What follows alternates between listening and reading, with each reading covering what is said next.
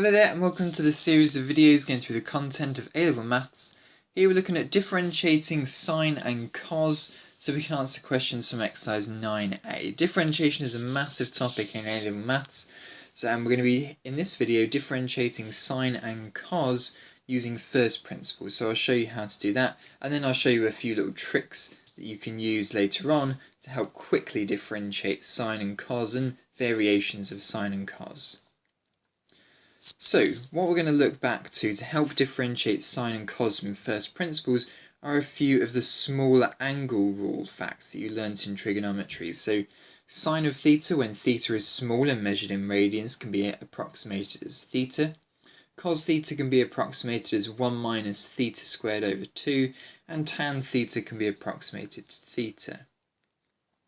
Also, in chapter 7, we learnt some double angle formula rules. So sine alpha plus beta is equal to sine alpha cos beta plus cos alpha sine beta, and the same for cos. We have a cos angle rule as well.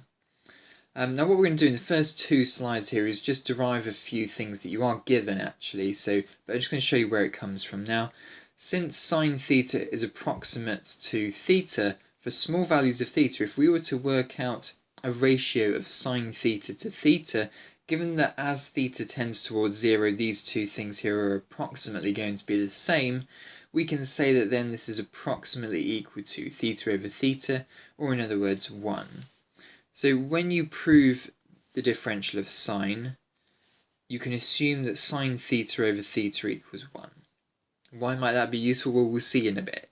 Just pause that bit of knowledge in your head.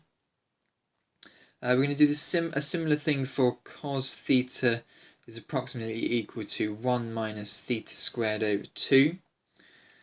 So, as theta tends towards 0, what we're going to do is we're going to consider cos theta minus 1 over theta. Why are we considering this? Well, it's going to come in handy later. So cos theta approximates to 1 minus theta squared over 2. What you'll see here is the 1's will cancel each other out. And then if we consider what will happen as theta tends towards 0, the numerator is going to be very much smaller than the numerator, so this will in fact tend towards 0. You could simplify the fraction first to show it as well. So cos theta minus 1 over theta tends towards 0. And these two results here, you're given them when you're asked to prove sine the differential and cos differential as well. We're just showing you where they come from. So how are we going to use these in proving the differential of sine? Well, what we're going to do is we're going to be remembering that we've got these two angle rule facts up here to do with limits of sine and cos. And we're going to be differentiating from first principles, and there's the differentiation from first principles formula in the formula booklet. You've got the differential of a function is equal to the limit as h tends towards 0 of f of x plus h, close bracket, minus f of x all over h. I can just remind you quickly where that comes from. If we were to consider the gradient of a function, then what we're going to do is we're going to take the coordinate at the point the coordinate at the point x, the coordinate at a point that's just ever so slightly larger than x, so we'll call that x plus h. You don't need to remember this every time. And then we're going to just approximate the gradient between these 2 points here, but we want h to be a very, very small value so we get a very accurate answer, so that's why we put the limit on the front here. And effectively what we're doing here is just a bit of dy delta y over delta x, or change in y divided by change in x. So change in y is going to be f of x plus h minus f of x, that's where the top comes from, and then the bottom is going to be the change in x, and the only change in x there is just the h difference that we've got on the bottom there. Now, there's a lot of theory there, let's start to get stuck into differentiating sine. So, our function is sine. So this is what we're going to have on the next line. The limit as h tends towards 0 of sine x plus h minus sine x all over h. And what we're going to do now is we're going to use the angle formula rules for sine x plus h. So this one up the top here, sine alpha plus beta is equal to sine alpha cos beta plus cos alpha sine beta, and we're going to apply that to alpha equals x and beta equals h. Okay, what we're going to do now that we've expanded this expression here into this is look at factorising or simplifying in some way this expression here. What we can see that we've got, if I just rearrange this to make it a bit more obvious, is that I've got sine x appearing here and I've got sine x appearing here. So in these front two trig expressions, I'm going to factorise out sine x. But before that, I'm just going to split them into two separate fractions and then factorise the sine x out, and then in the brackets we're going to have cos h and just a 1 left over on the end there because 1 times by sine gets sine. Right, now that I've rearranged it into this form here, I'm now going to use these small angle rule facts that we have in the top left of your screen. Let's take the first one. Sine theta over theta tends towards 1. So what that's going to mean is that sine h over h, as h tends towards 0, is going to tend towards 1. So on the back end of this trigonometric expression here, this is going to tend towards 1 lot of cos x. And for the first bit of the trigonometric expression, cos h minus 1 over h, if we remember the small angle fact, will tend towards 0. So this thing effectively just disappears. It's now 0 times sine x. So we've got no multiples of sine x here. So that effectively disappears. This here is just a value 1. So effectively what we've got here is just taking the limits. We've got 1 times cos x. And that's the answer. So, funnily enough, the differential of sine is equal to cos, which is quite interesting. So if f of x is sine x, f dash of x is cos x. And you will be asked to be able to replicate this in an exam, so feel free to rewind the video and go through this all again. There's a few set steps that you have to go through, splitting up the fraction, for example, factorising out a sine x as well, and then understanding what your h's are going to do as h tends towards 0. We have to consider all of the h's, effectively the numerator and the denominator. Sine h over h tends towards 1, and sine h minus 1 over h tends towards 0. Those are two small angle rule facts that you can use in this proof here. You don't need to show them within this question. Okay, so if y equals sine x, then dy by dx equals cos x. We can also see this by the graph. This is a graph of sine x, and if we were just to continually take gradients, then we can see this. If we take the gradient at 0, the gradient there is 1, so there's a marker at 1. If we take the gradient at pi by 2 on the sine graph, the gradient is flat, so we have a 0 gradient. If we take the gradient at pi, it's going downhill by a gradient of 1, so negative 1. If we take the gradient at 3 pi over 2, sorry, no, I've done this wrong way around. If we take the gradient at 3 pi over 2, it's this point down the bottom here, so the gradient is flat. That's why we need a point here for the derivative. So the derivative of sine will give you cos. Okay, and you can take gradients at any point, and you'll see that that is where the cos graph is measured. Okay, so the next question to consider, maybe apart from what the cos differential is what if we had a coefficient in front of the theta term? In the small angle approximations for sine and cos, we effectively just replace all the theta terms with k theta instead. So if we were looking to differentiate sine k theta, where k is a number like 7 or 3, and then we'll have a look at what the differential of that is. So if we've got, using our small angle rules again, if we've got sine of something theta over theta, then we're going to have k theta over theta, which will approximate to k. And very similarly for cos, as cos k theta, as theta tends towards 0, is going to be 1 minus k theta squared over 2. Then as we consider cos k theta minus 1 over theta and simplify it, we're still going to get 0, because as theta tends towards 0, we're going to have a theta on the numerator, so the value of this is just going to be 0. So let's have a look at what sine kx differentiates to. So in this case here, we'll let f of x equals sine kx, and we'll start substituting that into the derivative from first principles formula. Let's expand the brackets now inside the sine kx plus h.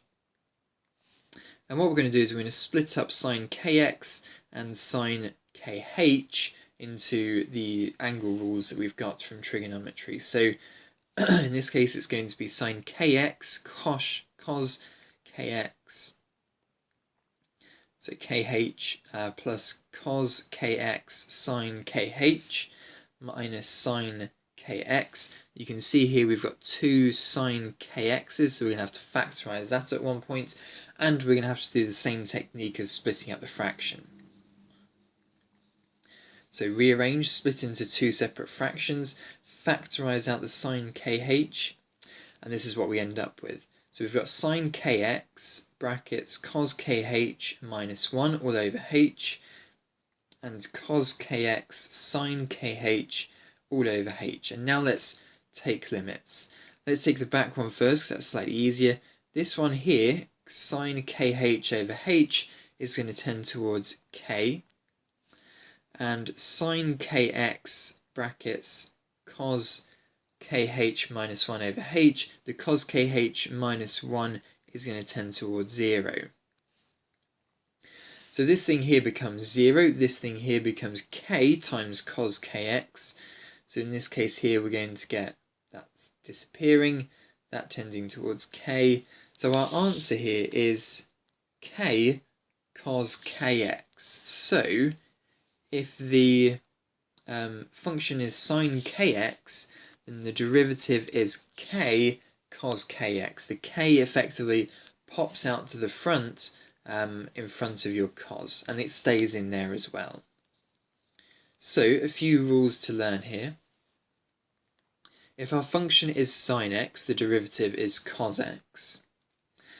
And if the function is cos of something x, then the derivative is something cos something x. So for example, if we were to do sine 3x, the derivative here will be 3 cos 3x. Okay. And for cos, let me tell you the answer and I'll let you prove it. The answer is in the textbook if you need to go and have a look at it.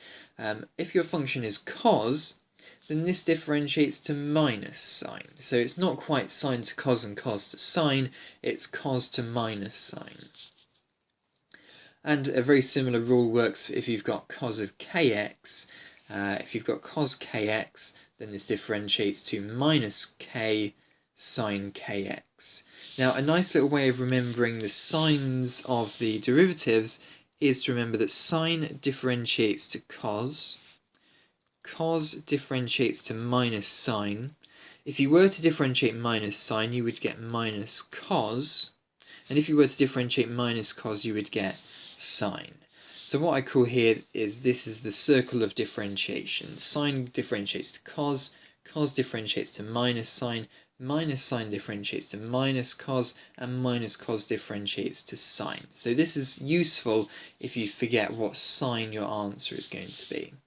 Not as in sine the function sine, but what positive or negative symbol you're going to need in front of your sine or cos values. Okay, so what we're going to do now is jump straight into now the shortcuts that we can learn for differentiating functions like this. So without doing it from first principles, what is dy by dx if y is equal to sine 2x? Well, remember that the 2 here is going to pop out to the front, and from the circle of differentiation, sine differentiates to cos. So in this case here, the 2 is going to pop out to the front, and sine differentiates to cos. So 2 cos 2x. Next one, what is 3 sine 2x going to differentiate to? Well, the 2 is going to pop out to the front, and the sine would change to a cos, so it's going to be 6 cos 2x. Remember that the 2x is still going to stay as the multiple of the angle. That never disappears. It doesn't pop out to the front and disappear. It pops out to the front and also stays there. It's like replicated to the front. Okay, let's have a go at this one here then. Find dy by dx, given that y equals 3 cos x plus 2 sine 4x. So let's do these one by one. Cos differentiates to minus sine from the circle of differentiation. Sine goes to cos, cos goes to minus sine goes to minus cos, and back round to the beginning. So cos differentiates to minus sine. There's no angle multiplier in the x value there, so it's just 3. So it would be dy by dx equals minus 3 sine x, and then the 4 is going to jump to the front as well, so it would be plus 8 sine differentiates to cos, so plus 8 cos 4x. Be careful when differentiating cos, the answer does become negative. Okay, next one here. A curve has the equation y equals a half x. Now we know how to differentiate this from the first year of A-level maths. Minus cos 2x. Find the stationary points on the curve in the interval from 0 to pi. So differentiating them bit by bit. So a half x differentiates to a half, and minus cos 2x. Well, from the circle of differentiation, this circle is so good. It's so good at telling you what sign your answer is going to be, or what positive or negative coefficient you're going to have. Minus cos differentiates to positive sign, so it's going to turn into plus 2, because the 2 is replicated to the front, sine 2x. Now we need to find the stationary points of the curve. Now remember, stationary points are calculated by the derivative equaling 0. That's when the gradient is flat. So set this equal to 0. Rearrange your trig equation. We know that the range of x values is going to go in between 0 to pi. Now, given that we've got a 2x, we need to double that range, so from 0 up to 2 pi we're looking for answers here now. So take away a half onto the other side to rearrange this now. Divide by 2, because there's a 2 at the coefficient of the sine 2x. And now work out the inverse sine.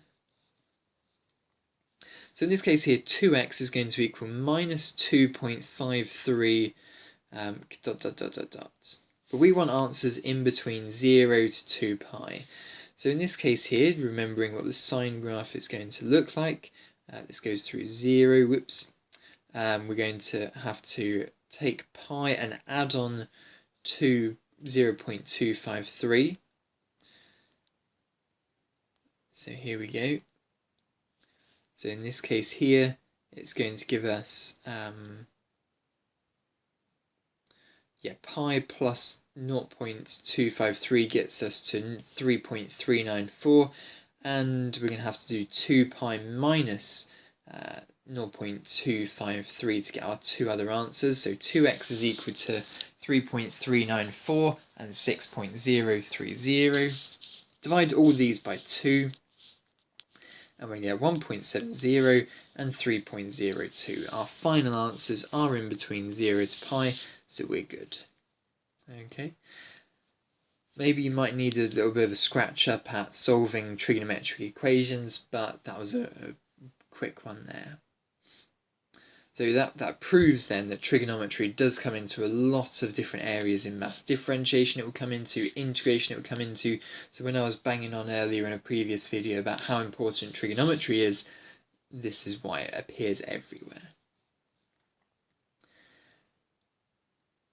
Okay, so what we're going to see here is that when we substitute in x equals 1.70, we're going to get y equals 1.82 to work out the coordinate. So it's going to be the coordinate of 1.70, 1.82. And when we plug in 3.02 into the initial equation, we're going to get a y coordinate of 0.539. So the coordinate there is going to be 3.02, 0.539. So make sure you finally write your stationary points as coordinates.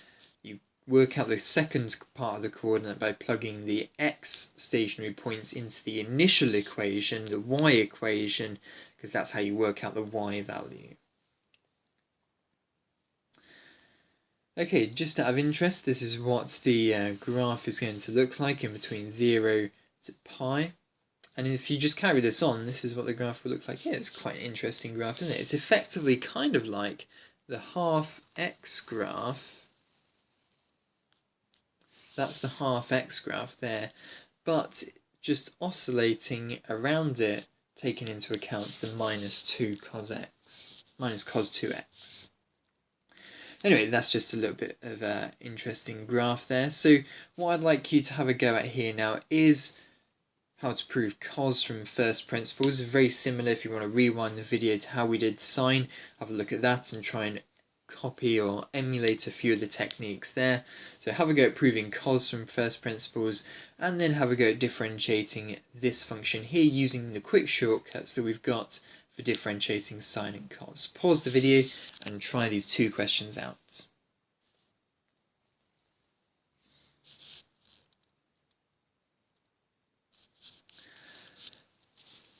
Right, okay then. What you might find useful for differentiating cos is that sine h over h will tend towards 1 and cos h minus 1 over h will tend towards 0. So let's start to apply the differentiation from first principles formula. It is lim as h tends towards 0 of cos x plus h minus cos x, hopefully I've got enough room for this, over h. The next thing we're going to do is we're going to split up the cos x plus h using the angle formula rules. So cos x cos h minus sine x sine h, and then it's going to be take away cos x all over h. I'm going to do two steps in one here. What I'm going to do in the next line is I'm going to split up it as a fraction, and I'm going to group together the causes close to each other. So it's going to be lim h tends towards 0 of cos x, and factorising out cos x, I've got one part that is cos h, and I've got one part that is just a negative 1 of cos x. That's all going to be over h, and as I said, I'm going to split up the fraction as well in the same step. It's going to be minus sine x sine h all over h. And here is where I'm going to now take limits. I know that the cos h minus 1 over h tends towards 0, so that big old term there just disappears. If you are going to cross it out in an exam, then just don't cross it out too much. Leave enough of a white space so that leave enough of a blank space so that the examiner can still see what you've written under there and why you've crossed it out. And in this case here, sine h over h tends towards 1. So in this case here, the answer, and there's a negative symbol in front of it, is going to be minus 1 sine x. So that's why there's a negative sign in front of a negative value, a negative coefficient in front of the sine function when you differentiate cos. It's basically because the cos angle rule has a negative symbol in the middle of it. Okay, moving on to the second question here, where we just can use our shortcuts in our circle of differentiation. Sine differentiates to cos, going round the differentiation circle, and the 3 must be replicated to the front. So it's 3 cos 3x plus cos differentiates to minus sine on the circle of differentiation, and the 5 also pops to the front. So it's going to be minus 10 sine, and the 5 still stays in there. Okay, do not forget that whatever angle you've got inside your sine and cos stays in there. It never gets removed from there. It just also replicates to the front, or additionally multiplies to the front. Okay, so pretty long video. Feel free to go back and watch snippets of it as you complete the questions from exercise 9a. Yeah, thanks very much for watching. Have a go at lots of the exercises from questions 9, a lot of the questions from exercise 9a, and thanks very much for watching.